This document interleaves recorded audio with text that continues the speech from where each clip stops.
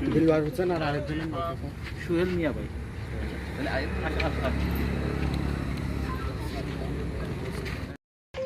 এখানে এখানে বলতে এটা বাগবাসা ন্যাশনাল হাইওয়ের উপরে। এখানে একটা গাড়ি যেটাতে কোনো নাম্বার প্লেট করেনি, কাগজপত্র যেটাতে এখন 2024-এর মার্চ মাসে কিনা, এই গাড়িটাকে ডিটেইন করা হয়। এই গাড়ির থেকে আমরা টোটাল 34 প্যাকেটে 408 গ্রাম হিরোইন পেয়েছি।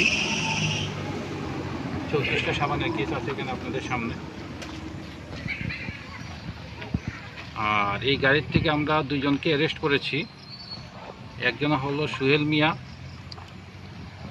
যার বাড়ি হলো মানিকনগর সোনামুড়া সাব ডিভিশন। আর একজন হলো দিলওয়ার হোসেন, তার বাড়ি হলো Boxanagar under Sonamura sub division. এই দুজনকে অ্যারেস্ট করা হয়েছে, মালগুলিকে সিজ করা হয়েছে, গাড়িটাকে সিজ করা হয়েছে। বাগবাসা পিএস একটা এনডিপিএস কেস নিয়ে এটা তদন্ত চলছে। মালগুলি কোথা থেকে? এই মালগুলি তো ওরা যেটা বলছিল শিলচর থেকে এনেছে, কিন্তু আসলে এই মালগুলি শিলচরে পাওয়া যায় না।